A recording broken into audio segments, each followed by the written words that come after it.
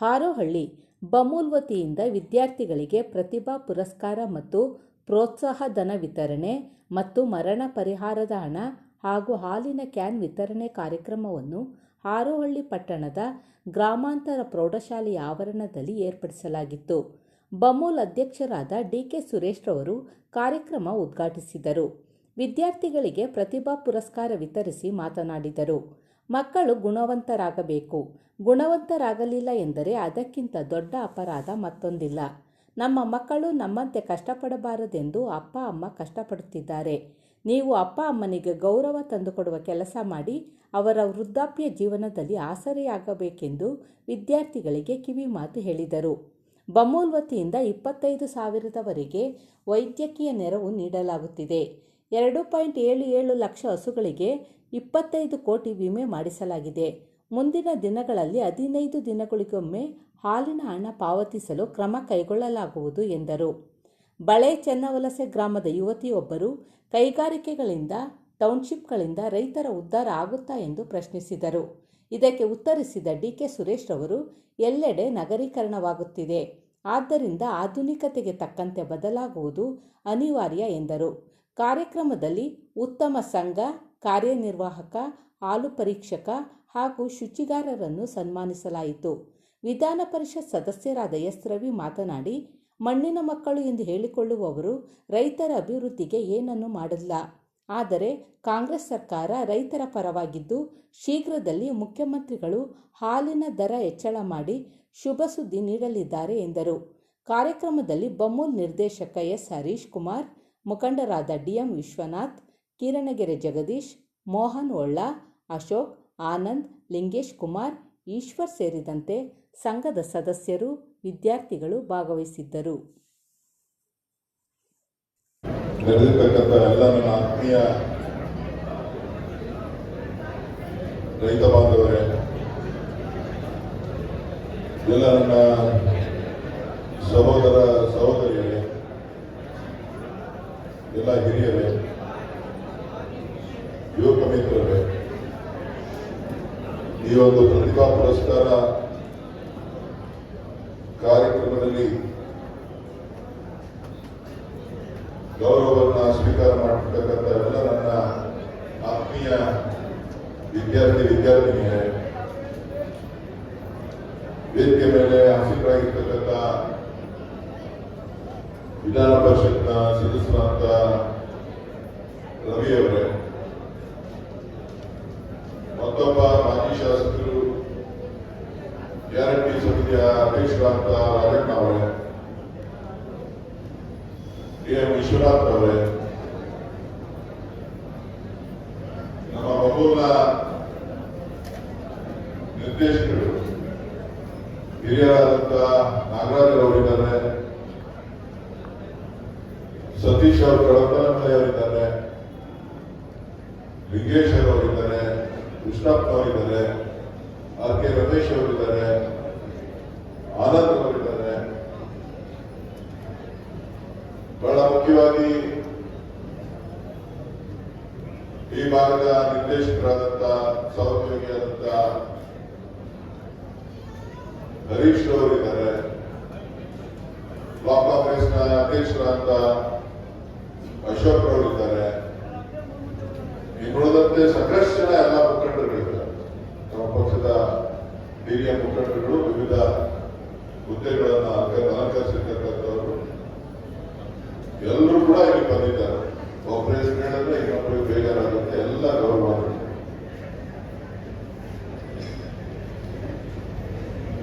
ತಾಲೂಕಿನಿಂದ ಎಲ್ಲರೂ ಕೂಡ ಬಂದಿದ್ದಾರೆ. ಜೊತೆಗೆ ನಮ್ಮ ಬಮೂಲ್ನ ಅಧಿಕಾರಿಗಳು ಮತ್ತು ಸಿಬ್ಬಂದಿ ವರ್ಗ, ಗೌರವ ಮಾಧ್ಯಮದ ಸ್ನೇಹಿತರು, ಬಹಳ ವಿಶೇಷವಾದಂತಹ ಕಾರ್ಯಕ್ರಮ. ಈ ಕಾರ್ಯಕ್ರಮಕ್ಕೆ ಸಾಮಾನ್ಯ ಕ್ಷೇತ್ರದ ಶಾಸಕರಾದ ಅವರ ಅನುಪಸ್ಥಿತಿಯಲ್ಲಿ ನಾವು ಈ ಕಾರ್ಯಕ್ರಮವನ್ನು ನಾವು ಮಾಡ್ತಾ ಇದ್ದೇವೆ. ಅವರಿಗೆ ಆರೋಗ್ಯ ಚೆನ್ನಾಗಿಲ್ಲ, ಹೃದಯದ ಆಪರೇಷನ್ ಆಗಿರೋದ್ರಿಂದ ಅವರು ಸುಮಾರು 1.5 ತಿಂಗಳು ರೆಸ್ಟ್ ತಗೋಬೇಕು ಹೇಳಿ ವೈದ್ಯರು ಸಲಹೆಯನ್ನು ಮಾಡಿದ್ದಾರೆ. ಹಾಗಾಗಿ ಅವರು ಒಂದು ತಿಂಗಳ ಕಾಲ ಕ್ಷೇತ್ರಕ್ಕೆ ಬರಲಿಕ್ಕೆ ಸಾಧ್ಯ ಆಗೋದಿಲ್ಲ. ಸೊ ಅವರು ಆರೋಗ್ಯವಾಗಿದ್ದಾರೆ, ಚೆನ್ನಾಗಿದ್ದಾರೆ. ವೈದ್ಯರ ತಪಾಸಣೆಯಲ್ಲಿರೋದ್ರಿಂದ ಸ್ವಲ್ಪ ನೀವು ಕೂಡ ಅಡ್ಜಸ್ಟ್ ಮಾಡ್ಕೋಬೇಕು, ನಾವು ಕೂಡ ಅಡ್ಜಸ್ಟ್ ಮಾಡಬೇಕು. ಇದ್ರ ಜೊತೆಗೆ ಇವತ್ತು ನಾವು ಬಮೂಲ್ ಒಕ್ಕೂಟದಿಂದ, ಬೆಂಗಳೂರು ಹಾಲು ಒಕ್ಕೂಟ, ಈ ಒಕ್ಕೂಟದಿಂದ ಬಮೂಲ್ ಟ್ರಸ್ಟ್ ಅಂತ ಹೇಳಿ ನಾವು ಮಾಡ್ಕೊಂಡಿದ್ದೇವೆ. ಆ ಟ್ರಸ್ಟ್ ನಲ್ಲಿ ಅನೇಕ ಸಾಮಾಜಿಕ ಕಳಕಳಿಯನ್ನ ಇಟ್ಕೊಂಡು ನಮ್ಮ ಹಾಲು ಉತ್ಪಾದಕರು ಯಾರಿದ್ದಾರೆ, ನಮ್ಮಲ್ಲಿ ಈ ವರ್ಷ 1,29,30,000 ಜನ ರೈತರು ನಮಗೆ ಪ್ರತಿನಿತ್ಯ ಹಾಲನ್ನು ಹಾಕ್ತಾ ಇದ್ದಾರೆ. ಇವಾಗ ನಾವು 19.5 ಲಕ್ಷ ಲೀಟರ್ ಹಾಲನ್ನ ಪ್ರತಿನಿತ್ಯ ರೈತರಿಂದ ನಾವು ಪಡೀತಾ ಇದ್ದೀವಿ. ಅವರ ಯೋಗಕ್ಷೇಮವನ್ನ ನೋಡಬೇಕು. ಕೇವಲ ನಾವು ಹಾಲಿಗೆ ಬಟವಾಡೆ ಮಾಡ್ತಕ್ಕಂಥದ್ದು ಮಾತ್ರ ನಮ್ಮ ಉದ್ಯೋಗ ಅಲ್ಲ, ಕೆಲಸ ಅಲ್ಲ. ಅವರು ಕೂಡ ಒಂದಷ್ಟು ಅನುಕೂಲಗಳನ್ನ, ಸಹಾಯವನ್ನ, ಪ್ರೋತ್ಸಾಹವನ್ನ ನೀಡಬೇಕು ಅಂತಕ್ಕಂಥ ಉದ್ದೇಶದಿಂದ ನಮ್ಮ ಟ್ರಸ್ಟ್ ಪ್ರತಿ ವರ್ಷ ಸುಮಾರು 20 ಕೋಟಿ ರೂಪಾಯಿ ಹಣವನ್ನು ನಾವು ಖರ್ಚನ್ನ ಮಾಡ್ತಾ ಇದ್ದೇವೆ. 20 ಕೋಟಿ ರೂಪಾಯಿ ಹಣ. ಅದರಲ್ಲಿ ಪ್ರಮುಖವಾಗಿ ಇವತ್ತು ನಾವು ಇಲ್ಲಿ ನಮ್ಮ ಯಾರು ಹಾಲು ಉತ್ಪಾದಕರ ಸಹಕಾರ ಸಂಘದ ಉತ್ಪಾದಕರಿದ್ದಾರೆ, ಅವರ ಮಕ್ಕಳು ಶೈಕ್ಷಣಿಕವಾಗಿ ಒಳ್ಳೆಯ ಅಂಕಗಳನ್ನು ಗಳಿಸಿ ಮುಂದಿನ ವಿದ್ಯಾಭ್ಯಾಸಕ್ಕೆ ಯಾರು ಹೇಳ್ತಾ ಇದ್ದಾರೆ ಅಂತವರಿಗೆ ಒಂದಷ್ಟು ಪ್ರೋತ್ಸಾಹಧನವನ್ನ ಕೊಡಬೇಕು, ಅವರಿಗೆ ಗೌರವವನ್ನ ಸೂಚಿಸಬೇಕು ಅಂತ ಹೇಳಿ ಈ ಒಂದು ಕಾರ್ಯಕ್ರಮವನ್ನ ಇಟ್ಕೊಂಡಿದ್ದಾರೆ. ಯಾರು SSLCನಲ್ಲಿ ಅತಿ ಹೆಚ್ಚು ಅಂಕಗಳನ್ನು ಗಳಿಸಿದ್ದಾರೆ ಅವರನ್ನ ನಾವು ಕರೆಸಿದ್ದೇವೆ. ಯಾರು ITIಗೆ ಸೇರ್ತಾ ಇದ್ದಾರೆ ಅವರನ್ನ ನಾವು ಇಲ್ಲಿ ಕರೆಸಿದ್ದೇವೆ. ಯಾರು ಡಿಗ್ರಿ ಓದ್ತಾ ಇದ್ದಾರೆ ಅವರಿಗೆ ನಾವು ಪ್ರೋತ್ಸಾಹವನ್ನ ಕೊಡ್ತಾ ಇದ್ದೇವೆ. ಯಾರು ಇಂಜಿನಿಯರಿಂಗ್ ಕಾಲೇಜ್ಗೆ ಶಿಕ್ಷಣಕ್ಕೆ ಅವರು ಸೇರ್ತಾರೆ ಅವ್ರಿಗೆ ನಾವು ಪ್ರೋತ್ಸಾಹಧನವನ್ನು ನಾವು ಕೊಡ್ತಾ ಇದ್ದೇವೆ. ಯಾರು MBBS ಹೋಗ್ತಾರೆ ಅವರಿಗೆ ಪ್ರೋತ್ಸಾಹವನ್ನ ಕೊಡ್ಲಿಕ್ಕೆ ನಾವು ಕಾರ್ಯಕ್ರಮವನ್ನು ರೂಪಿಸಿದ್ದೇವೆ. ಯಾರು ಲಾ ಮಾಡ್ತಾರೆ, MBA ಮಾಡ್ತಾರೆ, MCA ಮಾಡ್ತಾರೆ, ಯಾರು ಸ್ನಾತಕೋತ್ತರ ಪದವಿಗಳನ್ನ, ಡಿಗ್ರಿ ಆದ್ಮೇಲೆ ಮಾಸ್ಟರ್ ಡಿಗ್ರಿಯನ್ನ ಯಾರು ಮಾಡ್ತಾರೆ ಅಂತವರಿಗೆ ನಾವು ಪ್ರೋತ್ಸಾಹವನ್ನ ಕೊಡ್ತೇವೆ. ಅದ್ರ ಜೊತೆಯಲ್ಲಿ ಯಾರು KS ಅನ್ನ ಪಾಸ್ ಮಾಡಲಿಕ್ಕೆ ಪ್ರಿಲಿಮಿನರಿ ಪಾಸ್ ಮಾಡಿ ಫೈನಾನ್ಸ್ಗೆ ಬರ್ತಾರೆ ಅಂತವರಿಗೆ ನಾವು ಪ್ರೋತ್ಸಾಹಧನವನ್ನ ಕೊಡ್ತಾ ಇದ್ದೇವೆ. ಯಾರು IAS ಅನ್ನ ಓದಿ ಪಾಸ್ ಮಾಡಿ ಪ್ರಿಲಿಮಿನರಿ ಪಾಸ್ ಮಾಡಿ ಫೈನಾನ್ಸ್ಗೆ ಬರ್ತಾ ಇದ್ದಾರೆ, ಅಂತಿಮ ಪರೀಕ್ಷೆಗೆ ಬರ್ತಾ ಇದ್ದಾರೆ, ಅವರಿಗೆ ನಾವು ಪ್ರೋತ್ಸಾಹವನ್ನ ಕೊಡ್ತಾ ಇದ್ದೇವೆ. ಹೀಗೆ ಹಾಲು ಉತ್ಪಾದಕರ ಮಕ್ಕಳು ಅಂತ ಹೇಳಿದ್ರೆ ಅವರು ಕೂಡ ಸಮಾಜದಲ್ಲಿ ಸಮರ್ಥವಾಗಿ ನಿಂತು ಎಲ್ಲ ರೀತಿಯ ಗೌರವವನ್ನು ಸಂಪಾದನೆ ಮಾಡಬೇಕು ಅಂತಕ್ಕಂಥ ಉದ್ದೇಶವನ್ನ ಇಟ್ಕೊಂಡು ನಾವು ಈ ಪ್ರೋತ್ಸಾಹವನ್ನ ಕೊಡ್ತಾ ಇದ್ದೇವೆ. ಇದು ಕೆಲವರಿಗೆ ಸಣ್ಣದು, ಬಹಳ ಸಣ್ಣದು, ಜಾಸ್ತಿ ನಾವು ಕೊಟ್ಬಿಡೋದಿಲ್ಲ. 2,000 ಕೊಡ್ತೀವಿ, 3,000 ಕೊಡ್ತೀವಿ, 5,000 ಕೊಡ್ತೀವಿ, 10,000 ಕೊಡ್ತೀವಿ, 15,000 ಕೊಡ್ತೀವಿ. ಇದು ಸಣ್ಣದು. ಆದ್ರೆ ನೀವು ನಮ್ಮ ಒಕ್ಕೂಟದ ಸದಸ್ಯರು, ಒಕ್ಕೂಟ ಸದಸ್ಯರ ಮಕ್ಕಳು, ಹಾಲು ಉತ್ಪಾದಕರ ಮಕ್ಕಳು ನಿಮ್ಮ ಜೊತೆ ನಾವಿದ್ದೇವೆ ಅಂತ ಹೇಳಿ ಇಡೀ ಒಕ್ಕೂಟದ ಎಲ್ಲ ನಿರ್ದೇಶಕರು, ಹರೀಶ್ ಅವರು ಕರ್ರು ಅಂತ ಹೇಳಿ ಎಲ್ಲ ನಿರ್ದೇಶಕರು ಕೂಡ ಇವತ್ತು ಇಲ್ಲಿ ಬಂದು ನಿಮ್ ಜೊತೆ ಕೈ ಜೋಡಿಸಿ ನಿಂತಿದ್ದಾರೆ ಅಂತ ಹೇಳಿದ್ರೆ ಇಡೀ ಒಕ್ಕೂಟ ನಿಮ್ ಜೊತೆ ನಿಂತಿದೆ. ಯಾರಿಗೋಸ್ಕರ? ಯಾರು ಹಾಲು ಉತ್ಪಾದಕರು ಮಕ್ಕಳು, ಆ ಮಕ್ಕಳಿಗೆ ಶಕ್ತಿ ತುಂಬಬೇಕು ತುಂಬಬೇಕು, ಧೈರ್ಯ ತುಂಬಬೇಕು. ನೀವು ಒಬ್ಬಟ್ಟಿಯಲ್ಲ, ನೀವು ನಿಮ್ಮ ಜೊತೆ ಇಡೀ ಒಕ್ಕೂಟ 1,30,30,000 ರೈತ ಕುಟುಂಬಗಳು ನಿಮ್ಮ ಜೊತೆ ಇದೆ. ಅದ್ರ ಜೊತೆಗೆ ಸಿಬ್ಬಂದಿ ವರ್ಗ. ಸೊ ಹಾಗಾಗಿ ಇವತ್ತು ನಾವು ಕಾರ್ಯಕ್ರಮಗಳನ್ನು ರೂಪಿಸ್ತಾ ಇದ್ದೀವಿ. ಹರೀಶ್ ಅವರು ಪ್ರಾಸ್ತಾವಿಕವಾಗಿ ಮಾತನಾಡ್ತಾ ಹೇಳಿ ಏನೇನು ಕಾರ್ಯಕ್ರಮಗಳನ್ನು ಕೊಡ್ತೇವೆ, ಯಾರು ಅಕಾಲಿಕವಾಗಿ ಮರಣ ಹೊಂದರೆ ಅವರಿಗೆ 1 ಲಕ್ಷ ರೂಪಾಯಿಯನ್ನ ಅವರ ಕಷ್ಟಕ್ಕೆ ಹೇಳಿಕೊಡ್ತಾರೆ. 69 ವರ್ಷ ಒಳಗಡೆ ಇರೋರು, ಯಾರು 70 ವರ್ಷ ದಾಟಿರ್ತದೆ ಅಂತವ್ರಿಗೆ 30,000 ರೂಪಾಯಿ ಹಣ ಕೊಡ್ತಾರೆ. ಇವತ್ತು ನಿಮ್ಗೆಲ್ಲರೂ ಕೂಡ ಆರೋಗ್ಯ ಅಂತ ಅಂದ್ರೆ ಕಷ್ಟ. ನಿಮ್ಮ ಆರೋಗ್ಯ ತಪಾಸಣೆ ಅಂತ ಹೇಳಿದ್ರೆ ಬಹಳ ಕಷ್ಟ. ಇನ್ನು ಏನಾಗುತ್ತೆ ಅಂತ ಹೇಳಿದ್ರೆ ಆಸ್ಪತ್ರೆಗೆ ಒಳರೋಗಿ ಹೋಯ್ತು ಅಂತಂದ್ರೆ 50,000, 75,000, 1 ಲಕ್ಷ, 2 ಲಕ್ಷ ಹೀಗೆ ಖರ್ಚಾಗುತ್ತೆ. ಅದಕ್ಕೆ ನಮ್ಮ ಕಡೆಯಿಂದ ಏನಾದ್ರು ಸಹಾಯ ಮಾಡಬೇಕು ಅಂತ ಹೇಳಿ 25,000 ರೂಪಾಯಿವರೆಗೂ ಕೂಡ ವೈದ್ಯಕೀಯ ವೆಚ್ಚವನ್ನು ನಾವು ಕೊಡ್ತಾ ಇದ್ದೀವಿ. ಯಾರಿಗೆ? ಯಾರು ನಮ್ಮ ಹಾಲು ಉತ್ಪಾದಕರಿದ್ದಾರೆ ಅವರಿಗೆ. ಸೊ ಈ ಎಲ್ಲ ಒಟ್ಟು ಹಣ ಎಷ್ಟಾಗುತ್ತೆ ಅಂತ ಹೇಳಿದ್ರೆ ವಾರ್ಷಿಕವಾಗಿ ಸುಮಾರು 20 ಕೋಟಿ ರೂಪಾಯಿ ಹಣವನ್ನು ನಾವು ಕೊಡ್ತಾ ಇದ್ದೀವಿ. ಯಾರಿಗೆ? ನಮ್ಮ ರೈತರ ಮಕ್ಕಳಿಗೆ ಮ್ಯಾಟ್ ಕೊಡ್ತೀವಿ. ಮ್ಯಾಟ್ 50% ಸಬ್ಸಿಡಿ ಕೊಡ್ತೀವಿ. ಮಿಲ್ಕಿಂಗ್ ಮಿಷಿನ್ ಕೊಡ್ತೀವಿ, ಅದನ್ನ 50% ದರದಲ್ಲಿ ನಾವು ಕೊಡ್ತೀವಿ. ಈ ವರ್ಷದಿಂದ ಹಸುಗಳಿಗೆ ವಿಮೆಯನ್ನ ನಾವು ಮಾಡ್ತಾ ಇದ್ದೀವಿ, ಖಾಸಗಿಯವರಿಗೆ ಕೊಡ್ತಾ ಇದ್ದೀವಿ. ಆದ್ರೆ ಈ ಸಾರಿ ನಾವು ಖಾಸಗಿಯವರಿಗೆ ಕೊಡೋದು ಬೇಡ ಅಂತ ಹೇಳಿ ತೀರ್ಮಾನವನ್ನು ಮಾಡಿ ಇವತ್ತು ನೀವು 1,000 ರೂಪಾಯಿ ಕಟ್ಟಿದ್ರೆ ಇನ್ನ 1,000 ರೂಪಾಯಿ ನಾವು ಹಾಕ್ತಾ ಇದ್ದೀವಿ.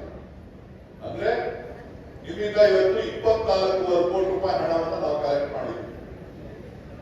ಅದ್ರ ಜೊತೆಗೆ ಇನ್ನ 24 ಕೋಟಿಯನ್ನ ನಮ್ಮ ಟ್ರಸ್ಟ್ ಮುಖಾಂತರ ಹಾಕಿ 50 ಕೋಟಿ ರೂಪಾಯಿ ಹಣವನ್ನ ನಿಮ್ಮ ಹಸುಗಳು ಅಕಾಲಿಕವಾಗಿ ಏನಾದ್ರೂ ಸಾವನ್ನಪ್ಪಿದ್ರೆ, ಯಾರು ಇನ್ಶೂರೆನ್ಸ್ ಮಾಡಿದ್ರಿ ಅವ್ರಿಗೆ ತಕ್ಷಣ ಪರಿಹಾರ ಕೊಡಬೇಕು ಅಂತ ಹೇಳಿ ತೀರ್ಮಾನವನ್ನ ಯೋಚನೆ ಮಾಡಿ ಯಾರೋ ಥರ್ಡ್ ಪಾರ್ಟಿಗೆ ಕೊಟ್ಬಿಟ್ಟು ಅವ್ರು 6 ತಿಂಗಳು ಕೊಡೋದು, 1 ವರ್ಷ ಕೊಡೋದು, ಇಲ್ಲೇ ಇರೋದನ್ನ ಕೇಳೋದು.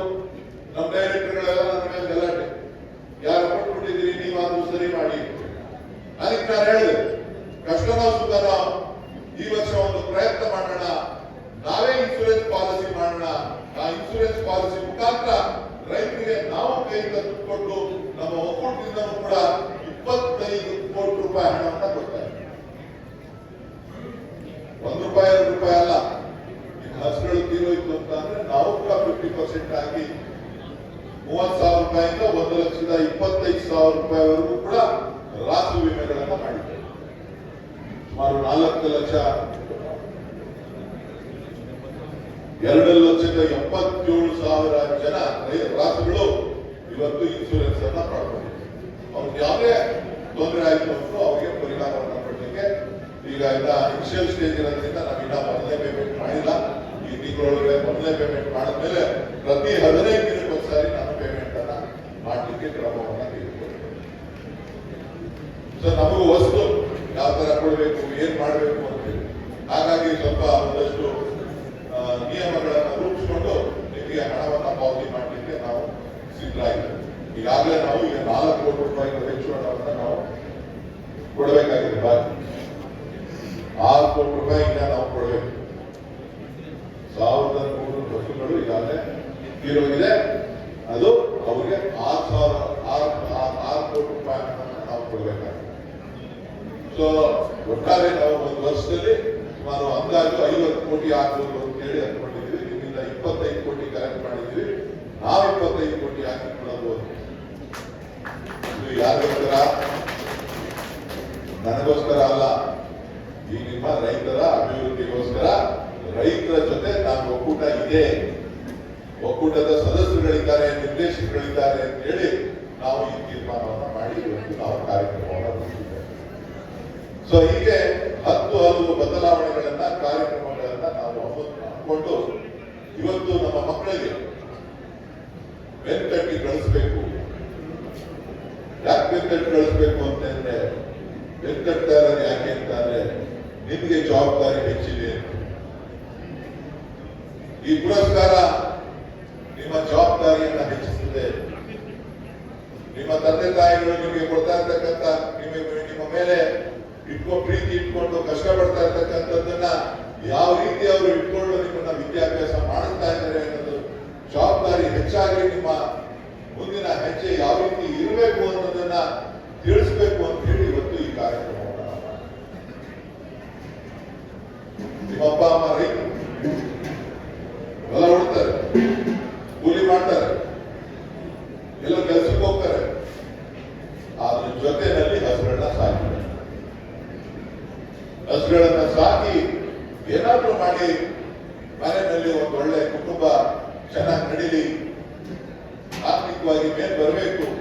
ಒಬ್ರು 1 ಹಸು ಕಟ್ಕೊಂಡಿದ್ದಾರೆ, ಒಬ್ರು 2 ಹಸು ಕಟ್ಕೊಂಡಿದ್ದಾರೆ, ಒಬ್ರು 4 ಕಟ್ಕೊಂಡಿದ್ದಾರೆ, ಒಬ್ರು 8 ಕಟ್ಕೊಂಡಿದ್ದಾರೆ, ಅವರು 10 ಕೋಟಿ ಕಟ್ಕೊಂಡಿದ್ದಾರೆ. ಪ್ರಗತಿ ಎಲ್ಲರೂ ಕೂಡ 8, 10, 15 ಒಳ್ಳೊಳ್ಳೆ ಹಸುಗಳನ್ನ ಕಟ್ಕೊಂಡಿದ್ದಾರೆ. ಇದರ ಉದ್ದೇಶ ಏನು ಅಂತಂದ್ರೆ ಆರ್ಥಿಕವಾಗಿ ನಾವು ಮೇಲೆ ಬರಬೇಕು. ಜೀವನ ಕಷ್ಟ ಇದೆ, ನಾನು ಪಟ್ಟಂತ ಕಷ್ಟವನ್ನ ನನ್ನ ಮಕ್ಕಳು ಪಡಬಾರದು. ಯಾರು ಪಡಬಾರದು? ಯಾರು ಪಡಬಾರದು? ಮಕ್ಕಳು ಪಡಬಾರದು. ನಿಮ್ಮ ಅಪ್ಪ ಅಮ್ಮನಿಗೆ ವಿದ್ಯಾಭ್ಯಾಸ ಕಡಿಮೆ ಅಲ್ಲ ನಿಮ್ಮ ಅಪ್ಪ ಅಮ್ಮ, ಆದ್ರೂ ನನ್ನ ಮಗ ಡಿಗ್ರಿ ಮಾಡಬೇಕು, ಆದ್ರೂ ನನ್ನ ಮಗ BE ಓದಬೇಕು. ಅವ್ರು ಗೊತ್ತಿಲ್ಲ ಯಾವ BE ಓದಿಸ್ಬೇಕು. SSLC ವರೆಗೂ ಓದಿಸ್ತಾರೆ. ಈಗ ಸರ್ಕಾರಿ ಶಾಲೆ ಓದಿಸೋದೇ ಬಿಟ್ಬಿಟ್ಟಿದ್ದಾರೆ. ಎಲ್ಲರೂ ಖಾಸಗಿ ಶಾಲೆಗಳ ಹತ್ರ ಗಮನ ಹರಿಸ್ತಾ ಇದ್ದಾರೆ. ಯಾಕೆ ಅಂತ ಹೇಳಿದ್ರೆ ಸರ್ಕಾರಿ ಶಾಲೆಯಲ್ಲಿ ಗುಣಮಟ್ಟ ಸಿಗೋದಿಲ್ಲ. ಹೋದ 10,000, 20,000, 50,000 ಫೀಸ್ ಹೋಯ್ತೈತೆ. ನನ್ನ ಮಗನು ಕಾನ್ವೆಂಟ್ ಅಲ್ಲಿ ಓದ್ಲಿ, ಇಂಗ್ಲಿಷ್ ಕಲೀಲಿ. ಅವ್ರ ಪೋಷಕರು ಕೂಡ, ತಂದೆ ತಾಯಿಗಳು ಕೂಡ. ಸೊ ಇಂತಹ ಸಂದರ್ಭದಲ್ಲಿ ನೀವು ಅವ್ರಿಗೆ ಯಾವ ಗೌರವ ಕೊಡಬೇಕು? ನೀವು ಯಾವ ಗೌರವ ಕೊಡ್ತೀರಿ? ಮಕ್ಕಳು ಓದಿಸ್ತಾ ಇದ್ದಾರೆ, ಚೆನ್ನಾಗಿರ್ಲಿ ಅಂತ ಇದ್ದಾರೆ. ನೀವು ಚೆನ್ನಾಗಿರಿ ಅಂತ ತಕ್ಷಣಕ್ಕೆ ನೀವು ಮೊಬೈಲ್ ನೋಡ್ಕೊಂಡು ಕಾಲ ಕಳ್ಕೊಂಡು ಬೇರೆ ಬೇರೆ ಚಟುವಟಿಕೆಗಳನ್ನ ಮಾಡ್ತಕ್ಕಂಥದ್ದಲ್ಲ. ಮೊಬೈಲು ಕೊಡಿಸ್ತಾರೆ, ಗಲಾಟೆ ಮಾಡ್ತೀವಿ, ಒಳ್ಳೊಳ್ಳೆ ಮೊಬೈಲು ಕೊಡಿಸ್ತಾರೆ. ಇನ್ನೂ ಸ್ವಲ್ಪ ಜಾಸ್ತಿ ಗಲಾಟೆ ಮಾಡಿದ್ರೆ ಓಡಾಡಕ್ಕೆ ಒಂದು ಗಾಡಿನೂ ಕೊಡಿಸ್ತಾರೆ. ಹೌದಾ ಅಲ್ಲ? ಹೆಣ್ಮಕ್ಳು ಅಂತ ನೋಡೋದಿಲ್ಲ. ಮೊದಲೆಲ್ಲ ಹೆಣ್ಮಕ್ಳು ಗಾಡಿ ಕೊಡಿಸ್ತಿರ್ಲಿಲ್ಲ. ಬರೀ ಗಂಡು ಮಕ್ಕಳೇ ಓಡಾಡಬೇಕು. ಈಗೇನಿಲ್ಲ, ಹೆಣ್ಮಕ್ಳು ಅಂತ ಏನಿಲ್ಲ. ಹೆಣ್ಮಕ್ಳಿಗೂ ಗಾಡಿ ಕೊಡಿಸ್ತಾರೆ, ಗಂಡು ಮಕ್ಕಳಿಗೂ ಗಾಡಿ ಕೊಡಿಸ್ತಾರೆ. ನೀವು ಕೂಡ ಅದನ್ನ ಸವಾರಿ ಮಾಡಕ್ ಸಿದ್ಧವಾಗಿ. ಹೌದಾ ಅಲ್ಲ? ಸೊ ಯಾತಕ್ಕೋಸ್ಕರ ನಿಮ್ಮ ಮೇಲಿನ ಪ್ರೀತಿ ಗೌರವ ನಮ್ನೇನಾರ ಸಾಕ್ತಾರೆ, ನಾವು ಸ್ವಲ್ಪ ಏನ್ ಮಾಡೋದು? ನಮ್ನೇನಾರ ಸಾಕ್ತಾರೆ, ಚೆನ್ನಾಗಿ ನೋಡ್ಕೋತಾರೆ. ನನಗೇನೋ ಕೊಡು, ನೀವು ಸಾಕ್ತೀರಿ. ನೀವು ಸಾಕುತ್ತೀರೋ ಇಲ್ವೋ ಗೊತ್ತಿಲ್ಲ. ಸಾಕ್ತಾರೆ ನಮ್ಮ ಸಾಕ್ತಾರೆ ಕೊಟ್ಟಿಲ್ಲ ಅಲ್ಲ, ಗ್ಯಾರಂಟಿ ಇಲ್ಲ. ಮಕ್ಕಳು ಹೆಣ್ಮಕ್ಳು ಬೇಡ, ಹೆಣ್ಮಕ್ಳು ಅಲ್ಲಿ ಇರ್ತಿದ್ರು, ಹೆಣ್ಮಕ್ಳು ಬೇಡ, ಹೆಣ್ಮಕ್ಳು ಅಲ್ಲಿ ಇರ್ತಿದ್ರು. ಅಯ್ಯೋ ಇಬ್ಬರು ಬೇಡ, ಒಳ್ಳೆ ಹೆಸರು ತಂದ್ಬಿಟ್ರೆ ಸಾಕಪ್ಪ. ಕಾಲ ಬದಲಾವಣೆ ಆಗ್ತಾ ಇದೆ. ನೀವು ನಿಮ್ಮ ತಂದೆ ತಾಯಿಗೆ ಗೌರವ ತರಬೇಕು ಅಂತಂದ್ರೆ ಒಳ್ಳೆ ವಿದ್ಯಾವಂತರಾಗಬೇಕು, ಒಳ್ಳೆ ಬುದ್ಧಿವಂತರಾಗಬೇಕು. ಅದಕ್ಕಿಂತ ಮುಖ್ಯವಾಗಿ ಒಳ್ಳೆ ಗುಣವಂತರಾಗಬೇಕು. ಏನಾಗಬೇಕು? ಗುಣವಂತರಾಗಬೇಕು. ವಿದ್ಯೆ ಕಲ್ತಿದ್ದೀನಿ ಅಂತೇಳಿ, ಬುದ್ಧಿ ಚೆನ್ನಾಗಿದೆ ಅಂತೇಳಿ ಗುಣವಂತರಾಗಲಿಲ್ಲ ಅಂತ ಅಂದ್ರೆ ಅದಕ್ಕಿಂತ ದೊಡ್ಡ ಅಪರಾಧ ಈ ದೇಶದಲ್ಲಿ ಇನ್ನೊಂದು ಇಲ್ಲ. ಏನಾಗ್ಬೇಕು ಹೇಳಿ? ಆಗ್ತೀರಾ? ಯಾವ ವಯಸ್ಸಲ್ಲಿ? ಯಾವ ವಯಸ್ಸಲ್ಲಿ? ಈ ವಯಸ್ಸಲ್ಲಿ ಗುಣವಂತರಾಗಿ ನೀವು ನಿಮ್ಮ ತಂದೆ ತಾಯಿಗೆ ಗೌರವವನ್ನು ತಂದುಕೊಂಡಾಗ ಮಾತ್ರ ನಿಮ್ಮ ಅಪ್ಪ ಅಮ್ಮಂದಿರು ಶಾಲೆ ಕಳಿಸಿದ್ರೆ ಸಾಧ್ಯ. ಒಳ್ಳೆ ಹೆಸರು ಬರ್ತದೆ, ನಿಮ್ಮನ್ನ ವಿದ್ಯಾವಂತ ಮಾಡಿದ್ದಕ್ಕೆ ಗೌರವ ಬರ್ತದೆ, ನಿಮ್ಮನ್ನ ನನ್ನ ಮಕ್ಕಳು ಅಂತ ಹೇಳ್ಕೊಳ್ಳೋದಕ್ಕೆ ಅವರಿಗೆ ಹೆಮ್ಮೆ ಆಗ್ತದೆ. ಮಕ್ಕಳನ್ನ ಯಾವಾಗ ನಾನು ಹೆಮ್ಮೆಯಿಂದ ಹೇಳ್ಕೋಬೋದು ಹೇಳಿ? ಒಳ್ಳೆ ಗುಣವಂತಾಗಿ ಅವನ ಕಾಲ ಮೇಲೆ ಅವನು ನಿಂತು ಬೇರೆಯವರ ಆಶ್ರಯವನ್ನ ಪಡೆದೆ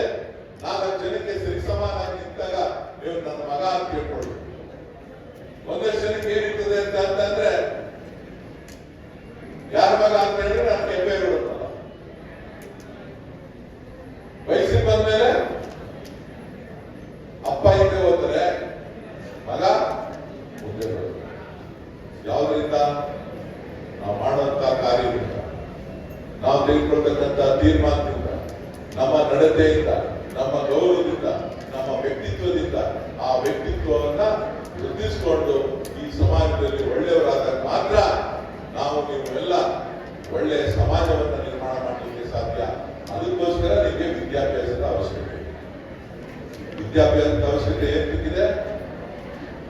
ಸಮಾಜದಲ್ಲಿ ಒಳ್ಳೆಯವರು ಒಳ್ಳೆಯದನ್ನ ನೋಡ್ಬೇಕು, ಒಳ್ಳೆಯದನ್ನ ಮಾಡಬೇಕು, ಒಳ್ಳೆಯದನ್ನ ಚಿಂತನೆ ಮಾಡಬೇಕು ಅನ್ನೋದಕ್ಕೋಸ್ಕರ ವಿದ್ಯಾಭ್ಯಾಸದ ಅವಶ್ಯಕತೆ ಇದೆ. ಉದ್ಯೋಗಕ್ಕೋಸ್ಕರ ಅಲ್ಲ. ಉದ್ಯೋಗಕ್ಕೋಸ್ಕರ ಉದ್ಯೋಗಕ್ಕೋಸ್ಕರ ಅಲ್ಲ. ನನ್ನ ಪ್ರಕಾರ ಉದ್ಯೋಗಕ್ಕೋಸ್ಕರ ಅಲ್ಲ ವಿದ್ಯಾಭ್ಯಾಸ. ನಿಮ್ಮ ಆತ್ಮಸ್ಥೈರ್ಯವನ್ನು ಹೆಚ್ಚಿಸಿಕೊಳ್ಳಿಕ್ಕೋಸ್ಕರ ನಿಮ್ಮ ವಿದ್ಯಾಭ್ಯಾಸವನ್ನು ಮಾಡಿ. ಎಷ್ಟೋ ಜನ ಡಾಕ್ಟರ್ ಮಾಡಿದ್ದಾರೆ, ಡಾಕ್ಟರ್ ಕೆಲಸ ಮಾಡ್ತಾ ಇಲ್ಲ, IAS ಆಗ್ತಾ ಇದ್ದಾರೆ, KS ಓದ್ತಾ ಇದ್ದಾರೆ, ಬೇರೆ ಬೇರೆ ಉದ್ಯೋಗಗಳನ್ನ ಹುಡ್ಕೊಂಡು ಹೋಗ್ತಾ ಇದ್ದಾರೆ. ಎಷ್ಟೋ ಜನ ಲಾ ಮಾಡಿದ್ದಾರೆ, ಲಾ ಕೆಲಸ ಮಾಡ್ತಾ ಇಲ್ಲ, ಬೇರೆ ಬೇರೆದನ್ನ ಮಾಡ್ತಾ ಇದ್ದಾರೆ. ಎಷ್ಟೋ ಜನ ಇಂಜಿನಿಯರಿಂಗ್ ಹೋಗ್ತಾ ಇದ್ದಾರೆ. ನೀವು ಕಂಪ್ಯೂಟರ್ ಸೈನ್ಸ್ ಹೋಗ್ತೀರಿ, ನೀವು ಮೆಕ್ಯಾನಿಕಲ್ ಇಂಜಿನಿಯರಿಂಗ್ ಹೋಗ್ತೀರಿ, ನೀವು ಸಿವಿಲ್ ಇಂಜಿನಿಯರಿಂಗ್ ಹೋಗ್ತೀರಿ, ಇವತ್ತು ಟೆಕ್ನಾಲಜಿ ಬಂದಿದೆ ಅಂತ ಹೋಗ್ತೀರಿ. ನಿಮ್ಗೆ ಅದು ಕೆಲಸ ಸಿಗುತ್ತಾ? ಮೆಕ್ಯಾನಿಕಲ್ ಅಲ್ಲಿ ಸಿಗೋದಿಲ್ಲ. ನೀವು ಮೆಕ್ಯಾನಿಕಲ್ ಅಲ್ಲಿ ಅನ್ಕೊಂಡಿತ್ತು ಅಂತ ನಿಮ್ಗೆ ಉದ್ಯೋಗನೇ ಸಿಗುದಿಲ್ಲ, ನೀವು ಉದ್ಯೋಗ ಆಗ್ತೀರಿ. ನೀವು ಬುದ್ಧಿವಂತರಾಗಿ ಎಲ್ಲೇ ಕೆಲಸ ಸಿಗ್ಲಿ, ನಾನು ಹೋಗ್ತೇನೆ, ನಾನು ದುಡಿತೇನೆ, ನನಗೆ ಶಕ್ತಿ ಇದೆ, ನನಗೆ ಬುದ್ಧಿವಂತಿಕೆ ಇದೆ, ನಾನೇನ ಯಾವುದೇ ಜಾಗದಲ್ಲಿ ಕೂತ್ಕೊಂಡ್ರು ಅದನ್ನ ಸಮರ್ಥವಾಗಿ ಎದುರಿಸ್ತೀನಿ ಅಂತ ಮಾತ್ರ ನಿಮಗೆ ಉದ್ಯೋಗಗಳು ಸೃಷ್ಟಿಯಾಗಿ ನಾನು ಡಿಗ್ರಿ ಮಾಡಿದ್ದೀನಿ, ನನ್ನ ಕೆಲಸ ಕೊಡಿ. ನಾನು ಇಂಜಿನಿಯರಿಂಗ್ ಮಾಡಿದ್ದೀನಿ, ನನ್ನ ಕೆಲಸ ಕೊಡಿ. ನಿಮ್ಮ ಅಪ್ಪಿನ ಕಾಲದಲ್ಲಿ, ನಿಮ್ಮ ತಾತ್ವಿಕ ಕಾಲದಲ್ಲಿ ಹೆಂಗಿತ್ತು ಅಂತಂದ್ರೆ SLC ಪಾಸ್ ಮಾಡಿದ್ದಾನೆ ಅಂತಂದ್ರೆ ಊರಲ್ಲೆಲ್ಲ ಹೇಳ್ಕೊ ಬರೋರು, ನನ್ನ ಮಗ SLC ಪಾಸ್ ಮಾಡವನೇ. ಈ ಕಾಲೇಜಲ್ಲಿ ಸ್ಕೂಲಲ್ಲಿ ಓದಿರೋರೆಲ್ಲ ಅಷ್ಟೇ ಕಾಣಿಸ್ತು. ಒಂದ್ಸಾರಿ ಪಾಸ್ ಮಾಡವನೇ 35% ತಗೊಂಡವನೇ, SLC ಪಾಸ್ ಮಾಡ್ದ ಅಂತ ಅಂದ್ರೆ ಒಂದು ಸರ್ಕಾರಿ ಉದ್ಯೋಗ ಸಿಕ್ತು ಅಂತ ಹೇಳಿ ಅವ್ರೊಂದು ಹೆಮ್ಮೆ, ಒಂದು ಗೌರವ. ಆದ್ರೆ ಇವತ್ತು ಖುಷಿಯಿಂದ ಹೇಳ್ತಾರೆ ಅಪ್ಪ ಅಮ್ಮಿರು, ನನ್ನ ಮಗ 85% ತಗೊಂಡಿದ್ದಾನೆ, ನನ್ನ ಮಗ 90% ತಗೊಂಡಿದ್ದಾನೆ ಅಂತ ಹೇಳ್ಬಿಟ್ಟು, 95% ತಗೊಂಡಿದ್ದಾನೆ ಅಂತ ಹೇಳಿ 95% ತಗೊಂಡ್ರು ಕೂಡ ಉದ್ಯೋಗಗಳು ಸಿಗ್ತದಾ ಇಲ್ವಾ ಅಂತ ಹೇಳಿ ಅನುಮಾನ ಶುರುವಾಗಿದೆ. ಹೌದಾ ಇಲ್ವಾ?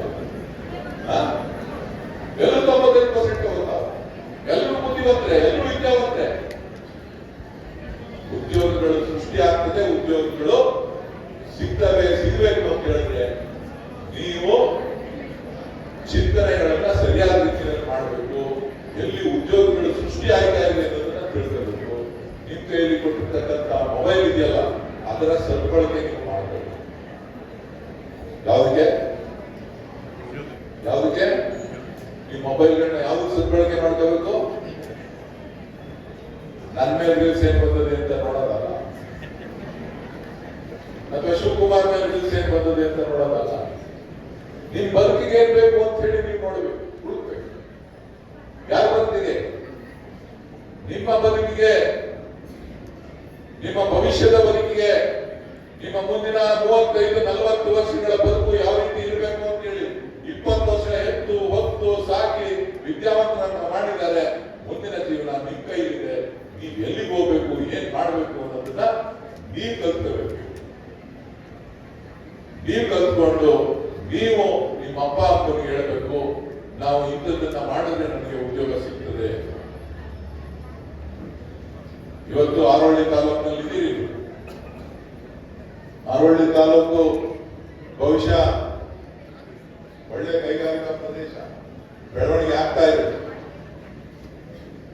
ಮುಂದಕ್ಕೆ ಇಲ್ಲಿ ಜನ ಓಡಾಡೋದು ಕಷ್ಟ ಆಗುತ್ತೆ. ಇನ್ನೊಂದು 5-6 ವರ್ಷ ಈಗಲೇ ಓಡಾಡೋದು ಕಷ್ಟ. ಏರ್ಪೋರ್ಟ್ ಯಾರು ಹೇಳಿದ್ರು? ರಮೇಶ್ ಅವರು, ನಮ್ಮ ರಮೇಶ್, RK ರಮೇಶ್ ಏರ್ಪೋರ್ಟ್ ಗೊತ್ತಲ್ಲ ಗೊತ್ತದೇನಪ್ಪ ಎಲ್ಲಿ ಗೊತ್ತದೆ ಎಲ್ಲಿ ದೊಡ್ಡ ಎಲ್ಲಿ ಗೊತ್ತದೆ ನೀವೆಲ್ಲರೂ ಸಹಕಾರ ಕೊಟ್ರೆ ಬೆಂಗಳೂರು ದಕ್ಷಿಣ ಜಿಲ್ಲೆಗೆ ನೀವು ಕೇಳಿದ್ದೆಲ್ಲ ಬರ್ತದೆ. ಯಾಕೆ ಸಹಕಾರ ಕೊಡಬೇಕು? ನೀವು ಸಹಕಾರ ಕೊಡಬೇಕು. ಅಭಿವೃದ್ಧಿ ವಿಚಾರದಲ್ಲಿ ರಾಜಕೀಯ ಮಾಡಬಾರ್ದು. ಅಭಿವೃದ್ಧಿ ವಿಚಾರದಲ್ಲಿ ರಾಜಕಾರಣ ಮಾಡಬಾರ್ದು. ಭವಿಷ್ಯದ ದಿನಗಳಲ್ಲಿ ಈ ತಾಲೂಕು ಈ ಜಿಲ್ಲೆಯನ್ನ ಇಡೀ ರಾಜ್ಯ ಇಡೀ ದೇಶ ಮೆಚ್ಚುವ ರೀತಿಯಲ್ಲಿ ನಮ್ಮ ನಿಮ್ಮೆಲ್ಲರ ನೆಚ್ಚಿನ ನಾಯಕರು ಈ ಜಿಲ್ಲೆಯ ಮುಖ್ಯಮಂತ್ರಿಗಳಾಗಿರ್ತಕ್ಕಂಥ ಡಿ.ಕೆ. ಶಿವಕುಮಾರ್ ಅವರ ಸಂಕಲ್ಪ ಇದೆ. ಏನಾದರೂ ಮಾಡಿ ಈ ತಾಲೂಕಿಗೆ ಈ ಜಿಲ್ಲೆಗೆ ನನ್ನ ಋಣವನ್ನು ತೀರಿಸಬೇಕು ಅಂತ ಟೀಕೆಗಳು ಬರ್ತಾನೆ ಇತ್ತು, ಹೋರಾಟಗಳು ನಡೀತಾನೆ ಇತ್ತು, ವಿರೋಧ ಪಕ್ಷಗಳು ಮಾತನಾಡ್ತಾನೆ ಇರ್ತಾರೆ, ಆರೋಪಗಳನ್ನು ಮಾಡ್ತಾನೆ ಇರ್ತಾರೆ. ಆದ್ರೆ ನಮ್ಮ ಗುರಿ ನಮ್ಮ ಜಿಲ್ಲೆಯ ಜನಕ್ಕೆ ಒಳ್ಳೇದಾಗಬೇಕು, ನಮ್ಮ ಭವಿಷ್ಯದ ಮಕ್ಕಳಿಗೆ ಒಳ್ಳೆಯ ಜೀವನ ಸಿಗುವಂತ ರೀತಿಯಲ್ಲಿ ನಾವು ಕಾರ್ಯಕ್ರಮಗಳನ್ನು ರೂಪಿಸಬೇಕು ಅಂತ ಹೇಳಿ ಮಾನ್ಯ ಮುಖ್ಯಮಂತ್ರಿಗಳು ತೀರ್ಮಾನವನ್ನು ಮಾಡಿದ್ದಾರೆ. ನಮ್ಮ ಆಶೀರ್ವಾದದಿಂದ ಈ ಕ್ಷೇತ್ರದಲ್ಲಿ ಕಾಂಗ್ರೆಸ್ ಶಾಸಕರನ್ನ ಇಕ್ಬಾಲ್ ಹುಸೇನ್ ಅವರನ್ನು ಮಾಡಿದ್ದಾರೆ. ಅವರು ಕೂಡ ಯಾರೊಳ್ಳೆ ಪಟ್ಟಣಕ್ಕಿರ್ಬೋದು ಹಳ್ಳಿಗಳಿಗಿರ್ಬೋದು ಮುಂದಿನ 1.5-2 ವರ್ಷದೊಳಗಡೆ ಡಿ.ಕೆ. ಶಿವಕುಮಾರ್ ಅವರು ಈಗಾಗಲೇ ಆದೇಶ ಮಾಡಿ ಕೆಲಸ ಶುರು ಆಗಿದೆ. ಆರಹಳ್ಳಿ ತಾಲೂಕಿನ ಪ್ರತಿ ಹಳ್ಳಿಗೆ ಕಾವೇರಿ ನೀರು ಬರ್ತದೆ. ಹಳ್ಳಿಗೆ ನಿಮ್ಮ ಮನೆಗೆ ಕಾವೇರಿ ನೀರು ಬರುವಂತ ಒಂದು ಕೆಲಸ ಈಗಾಗಲೇ ಪ್ರಾರಂಭ. ಯಾರು ಮಾಡಿಸ್ತಾ ಇರೋದು? ಡಿ.ಕೆ. ಶಿವಕುಮಾರ್ ಅವರು ಶಾಸಕರಾದಂತ ಇಕ್ಬಾಲ್ ಹುಸೇನ್ ಅವರು. ರಾಜಕಾರಣ ಯಾರು ಬೇಕಾದ್ರೂ ಮಾಡಿರ್ಬೋದು, ಇತಿಹಾಸದಲ್ಲಿ ಯಾವುದೇ ದೊಡ್ಡ ಹುದ್ದೆಗೆ ಹೋಗಿರ್ಬೋದು.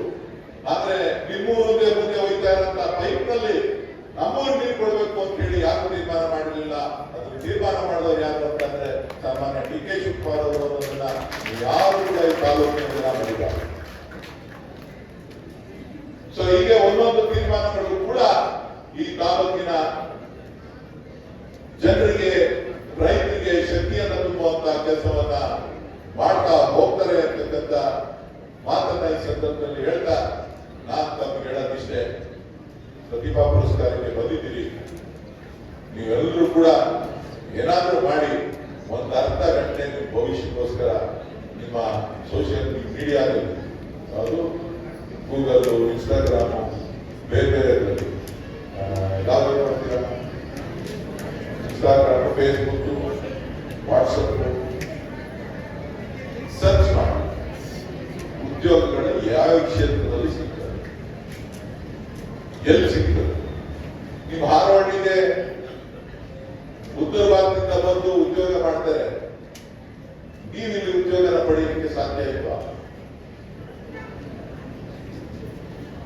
ನಿಮ್ಗೆ ಉದ್ಯೋಗ ಇಲ್ವಾ? ಆದ್ರೆ ಏನ್ ಕಮ್ಮಿ ಆಗಿದೆ? ನಿಮ್ಗೆ ದುಡಿಯೋ ಆಸಕ್ತಿ ಕಮ್ಮಿ ಆಗಿದೆ, ನಿಷ್ಠೆ ಕಡಿಮೆ ಆಗಿದೆ, ನಿಮ್ಮಲ್ಲಿರ್ತಕ್ಕಂಥ ಆತ್ಮವಿಶ್ವಾಸ ಕಮ್ಮಿ ಆಗಿದೆ. ಆ ಆತ್ಮವಿಶ್ವಾಸ ಕಮ್ಮಿ ಆಗಿರೋದಕ್ಕೆ ನಿಮ್ಗೆ ಉದ್ಯೋಗಗಳು ಸಿಗ್ತಾರೆ. 2,000 ಕಿಲೋಮೀಟರ್, 3,000 ಕಿಲೋಮೀಟರ್, 5,000 ಕಿಲೋಮೀಟರ್, 4,000 ಕಿಲೋಮೀಟರ್ ಕೆಲವರು ನನ್ನ ಹತ್ರ ಬರ್ತಾರೆ, ಕೆಲಸ ಬೇಕು, ಟ್ರಾನ್ಸ್ಫರ್ ಬೇಕು ಅಂತ, ಬಿಡದಿರಬೇಕು ಅಂತಾರೆ ನಮ್ಮ ಪೊಲೀಸರು.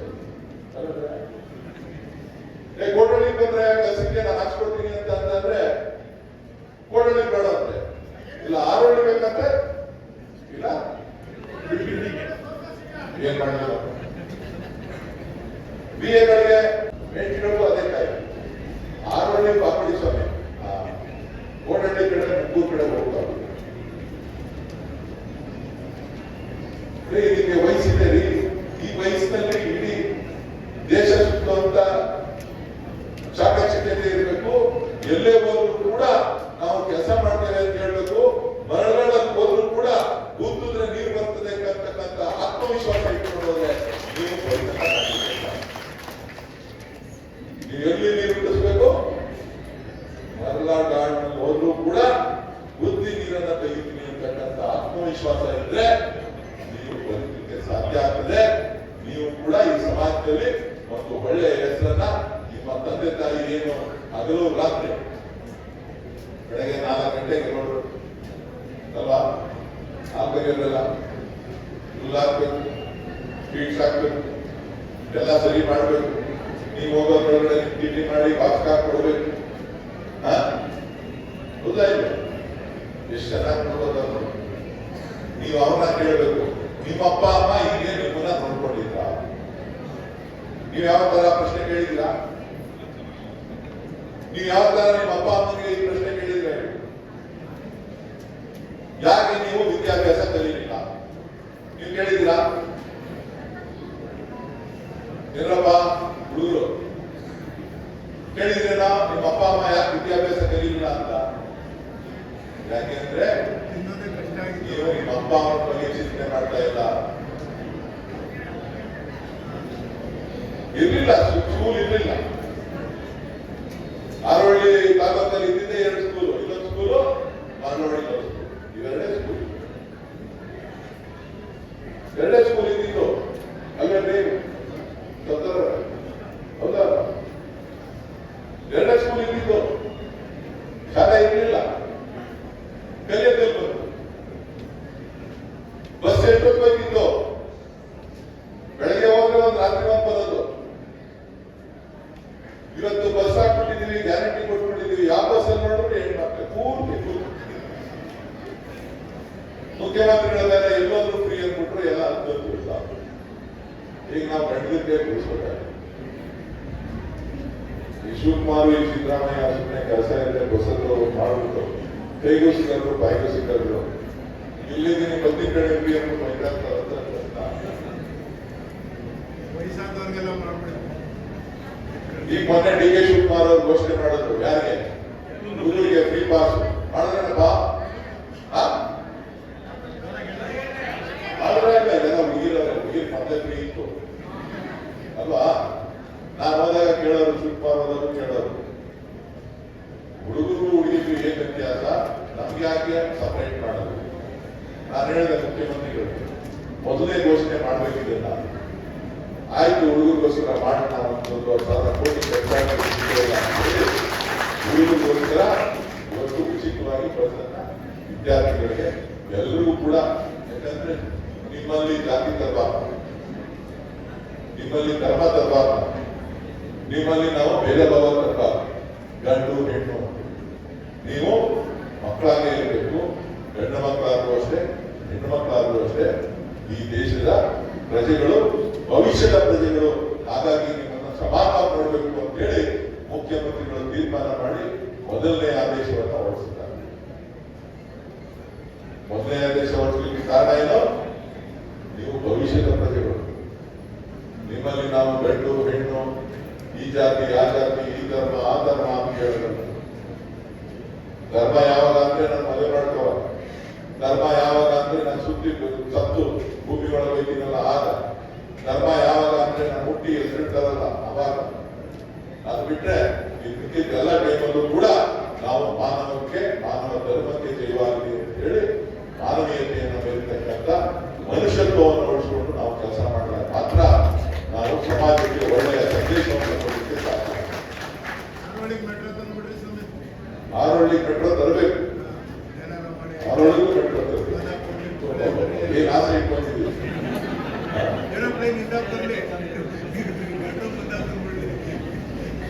ಏರೋಪ್ಲೇನ್ ಬೇಕು ಅಂದ್ರೆ ಮೆಟ್ರೋ ನೀವು ಹುಡುಕೋಬಹುದು. ಏರೋಪ್ಲೇನ್ ಬರ್ತಾರೆ ಅಂದ್ರೆ ಮೆಟ್ರೋ ಅದನ್ನ ಯಾಕೆ ಹೇಳ್ಬೇಕು ನಾನು? ಹೌದಾ?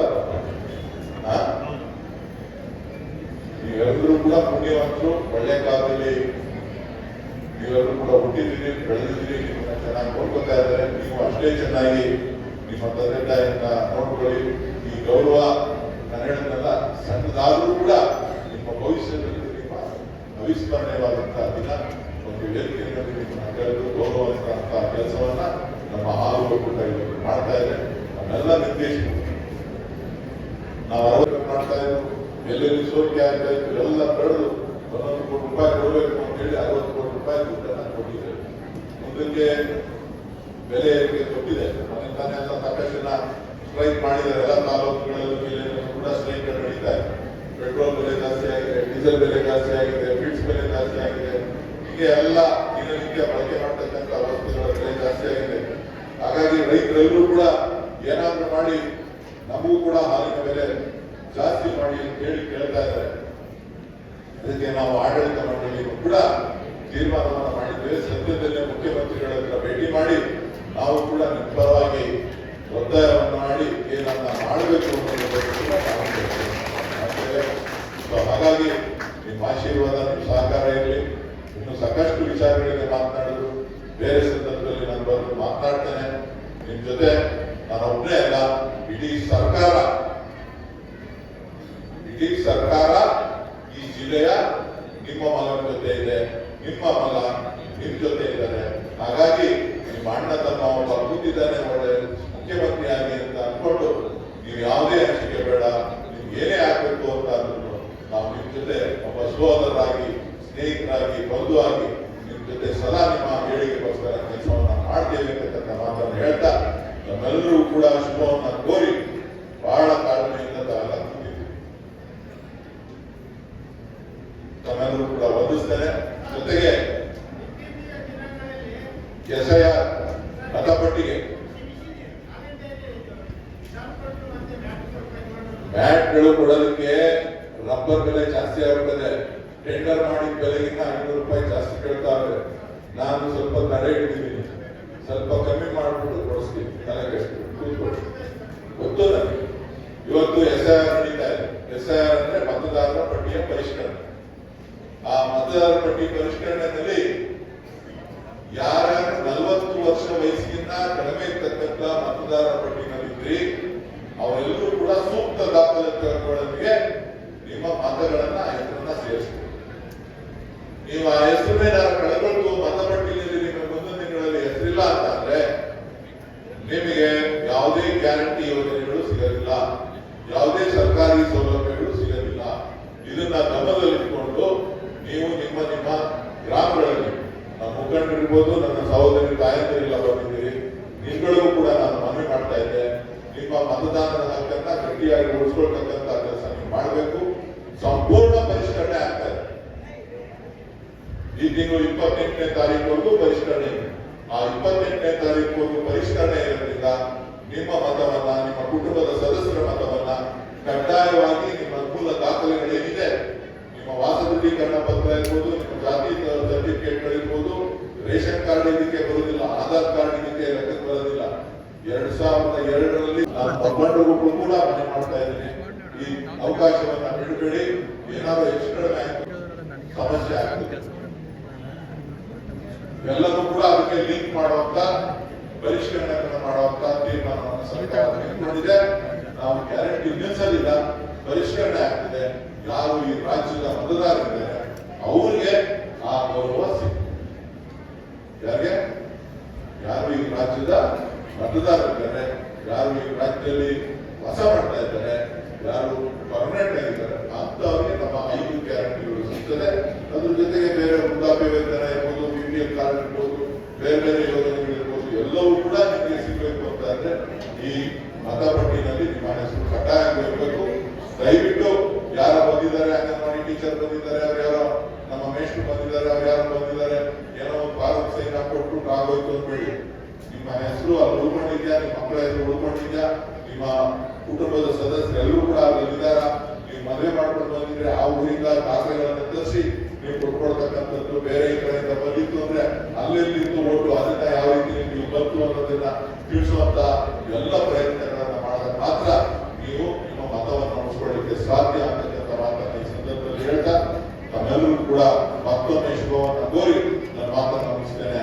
ಜೈ ಹಿಂದ್, ಜೈ ಅಭಿವೃದ್ಧಿ ಮತ್ತೆ ರೈತರ ಸ್ವಾವಲಂಬನೆಯ ಕುರಿತು ಮಾತನಾಡುವಾಗ ರೈತರ ಬದಲಾಗಿ ನೀವು ಅಂದ್ರೆ ಕೈಗಾರಿಕೆಗಳನ್ನ ಮತ್ತೆ ಟೌನ್ಶಿಪ್ ಮಾಡೋದ್ರಿಂದ ರೈತರು ಮತ್ತು ರೈತರ ಮಕ್ಕಳ ಅಭಿವೃದ್ಧಿ ಯಾವ ರೀತಿ ಆಗುತ್ತೆ, ರೈತರ ಮಕ್ಕಳ ಸ್ವಾವಲಂಬನೆ ಗೊತ್ತಾಗುತ್ತಾ, ಅವ್ರು ಕೊಡೋ 1 ಅಥವಾ 2 ಜಾಬ್ಗಳಿಂದ ಅಂತ ನೀವು ಬಾಯಿಗಾರರ ಬಗ್ಗೆ ಏನ್ ಬರುತ್ತೆ ಅಂತ ನಾವು ಕೇಳಿಸ್ಕೋಬೇಕು ಸರ್. ಇದು ಕೇವಲ ರೈತ ಭೂಮಿ ಅಥವಾ ರೈತರಿಗೋಸ್ಕರ ಅಲ್ಲ, ಪ್ರತಿಯೊಬ್ಬ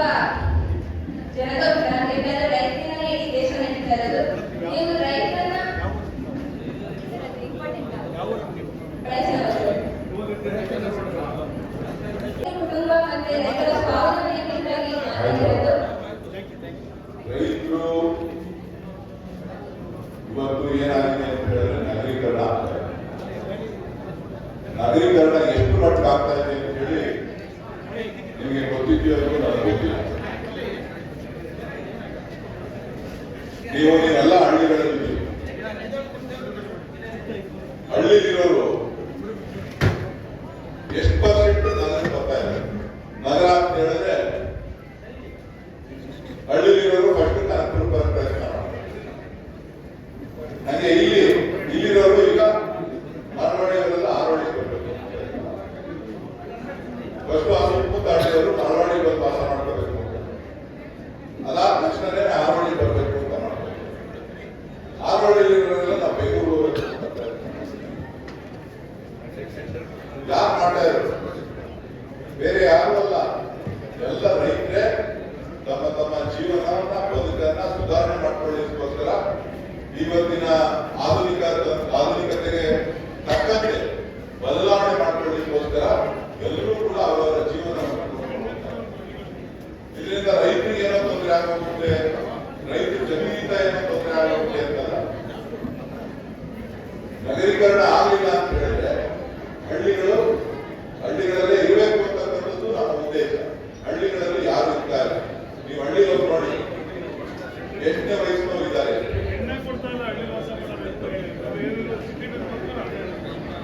ಹಳ್ಳಿಲಿ ಯಾರಿರ್ತಾರೆ ಅಂತ ನಿಮ್ಗೆ ಯಾವಾಗ ಗೊತ್ತಾಗುತ್ತೆ ಅಂತ ಅಂದ್ರೆ, ಯಾರ ನಿಮ್ ಕುಟುಂಬದವ್ರು ಸತ್ತೋದಾಗ ಹೋಗಿ ನೋಡಿದ್ರೆ ಅಲ್ಲಿ ಮಕ್ಕಳಿರೋದಿಲ್ಲ. 50 ವರ್ಷ ಮೇಲ್ಪಟ್ಟವ್ರು ಮಾತ್ರ ಇರ್ತಾರೆ. ಅದು ಕೂಡ ಜಾಗ ಖಾಲಿ ಮಾಡಿಕೊಂಡು ಬೇರೆ ಕಡೆ ಅವರೆಲ್ಲ ಎಲ್ಲಿ ಬರ್ತಾರೆ ಅಂತ ಅಂದ್ರೆ ಟ್ರೈನ್ ವಿಸಿಟ್ ಊರಿಗೆ ಯಾಕೆ ಬರ್ತಾರೆ ಅಂತ ಅಂದ್ರೆ, ನಮ್ಮೂರಲ್ಲಿ ಮಾರಮ್ಮನ ಹಬ್ಬ, ದೊಡ್ಡದಮ್ಮ, ಚಾಮುಂಡಿ ಹಬ್ಬ, ಅದು ಇದು ಮನೆ ಕಳೆದವ್ರೆ ಟಿಫಿನ್ ಮಾಡವ್ರೆ ಅಂತ ಅಂದ್ರೆ ಊರೆಲ್ಲ ಬೈಕ್ ಹಾಕೊಂಡು ಊರಿಗೆ ಬರ್ತಾರೆ. ನಿಜ ಹೇಳ್ತಾರೆ. ಇಲ್ಲ ಅಂತ ಅಂದ್ರೆ ಅವ್ರು ಎಲ್ಲಿಗೆ ಬೇಕೋ ಅಲ್ಲಿಗೆ ಬರ್ತಾರೆ. ನೀವು ಏನ್ ಮಾಡ್ತೀನಿ ಅಂತ ಅಂದ್ರೆ, ಮದುವೆ ಆಗೋರ್ಗು ಆಗೋಯ್ತು ಮದುವೆ ಆಗಿದ್ದ ಗಂಡ ರೆಡಿ ಮಾಡ್ತೀವಿ. 3 ತಿಂಗಳು 3 ತಿಂಗಳು ಆಗಿದ್ದಾಗ ಅವನು ಖಾಲಿ ಮಾಡಬೇಕು. ಇಲ್ಲ ಅಂತಂದ್ರೆ ಅಲ್ಲೇ ಶುರು ವಾರ ಶುರು. ಹೆಣ್ಮಕ್ಳು ಸಿಟಿಗೆ ಹೋಗ್ಬೇಕು. ಯಾಕೆ ಗೊತ್ತಾ? ಹಳ್ಳಿಯಲ್ಲಿ ನೀರು ತರಕ್ಕಾಗಲ್ಲ, ಹಸು ಕೊಡಕ್ಕಾಗಲ್ಲ, ಮತ್ತೊಂದು ಮಾಡಕ್ಕಾಗಲ್ಲ, ವ್ಯವಸಾಯ ಗಂಡು ಕೊಡಬೇಕು. ಈಗ ನಮ್ಮ ಹುಡುಗರೆಲ್ಲ ಏನ್ ಮಾಡ್ತಾರೆ ಅಂದ್ರೆ, ಉತ್ತರ ಕರ್ನಾಟಕಕ್ಕೆ ಹೋಗಿ ಹೆಣ್ಣ ನೋಡ್ಕೊಂಡು ಕರ್ಕೊಂಡು ಬರ್ತಾ ಇದ್ದಾರೆ. ನಿಜನಾ ಸುಳ್ಳ? ನಿಜನಾ ಸುಳ್ಳ? ನಮ್ಮ ಹುಡುಗಿಗ ಸರಿಯಾಗಿ ಹೋಗಾರಂತೆ, ಕಮಿಷನ್ ಕೊಟ್ಟರಂತೆ, ಊರಿಗೆ ಕೊಡ್ತಾರೆ. ಪರಿಸ್ಥಿತಿ ಕಾಲದಿಂದ ಕಾಲಕ್ಕೆ ತನ್ನದೇ ಆದಂತ ಬದಲಾವಣೆ ಮಾಡ್ತಾ ಇದೆ. ಮೊದಲು ನಾವು 1 ಎಕರೆನಲ್ಲಿ 5 ಕ್ವಿಂಟಾಲ್ ರಾಗಿ ಬೆಳೀತೀವಿ. 5 ಕ್ವಿಂಟಾಲ್ 5 ಕ್ವಿಂಟಾಲ್ ರಾಗಿ ಬೆಳೀತೀವಿ. ಈಗ 10 ಕ್ವಿಂಟಾಲ್, 15 ಕ್ವಿಂಟಾಲ್, 20 ಕ್ವಿಂಟಾಲ್ ರಾಗಿ ಬೆಳೆಯುವಂತ ಸಂದರ್ಭಗಳು ಸೃಷ್ಟಿ ಆಗ್ತವೆ. ಫೋನ್ ಮಾಡ್ಬಿಟ್ಟು ಹೇಳ್ತಾರೆ ಯಾರಿಗೆ? ಟ್ರ್ಯಾಕ್ಟರ್ಗೆ 2 ಗಂಟೆ ಹೊಲ ಹೋಗ್ಬಿಟ್ಟು ಮಳೆ ಬಂದಿದ್ದಂತೆ ಒಂಚೂರು ಅವನು ಕಾಸು ಹಾಕಿದ ತಕ್ಷಣ ಹೋಗಿ ATM ಹಾಕಿದ ತಕ್ಷಣ ಅಕೌಂಟ್ಗೆ ಹೋಗಿ ಹೊಲ ಹೋಗ್ಬಿಟ್ಟು ಫೋನ್ ಮಾಡ್ತಾರೆ, ಅಂಗಡಿಯವನಿಗೆ 2 ಮೂಟೆ ಯೂರಿಯಾ ಕೊಟ್ಬಿಡು ನಮ್ಮೂರಿಗೆ ಅಂತ. ಅವನು ಆಟೋದಲ್ಲಿ ಯೂರಿಯಾ ಕಳಿಸ್ತಾನೆ. ಇದೆಲ್ಲ ಸುಳ್ಳ?